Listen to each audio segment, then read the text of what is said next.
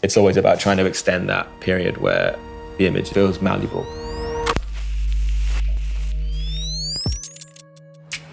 The studio is very isolated, which I like. So coming to the studio feels like taking a step away. Time definitely does move differently. I work with analogue photography, and my studio is also a darkroom, so that means printing the images here using photographic chemistry.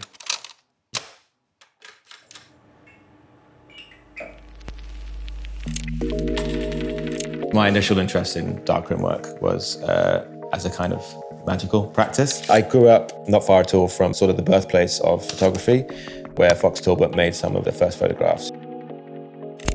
There was that period of time when people were practicing photography without really knowing exactly why it works. We just know that if we put X, Y, Z into something and mix it up, that it becomes light sensitive, you know. Similarly, I don't actually really understand how those chemicals work. So you build up a relationship or familiarity with them based off of experience. You end up building a palette. You have maybe like a developer from a year ago that's been used and it achieves a certain type of blue or a certain type of faded image. The printing of the image, I don't try and match it to the scans I get back. The way that I set it up, it favors kind of errors and slippages and stuff. There's a moment when you put something in a print drum or whatever, and it comes out and you don't really ever know what you're going to get, you know. I've always kind of wanted a practice which condenses all of that into one moment, like one reveal, you know, because you see it how someone else might see it for the first time. That feels more like finding it rather than making it, you know. It's important to me to maintain the sculpture that develops alongside the photography. I do a lot of silvering here as well, and silvering is how mirrors used to be made, using a chemical reaction that utilizes silver nitrate, the kind of active ingredient in analog photography.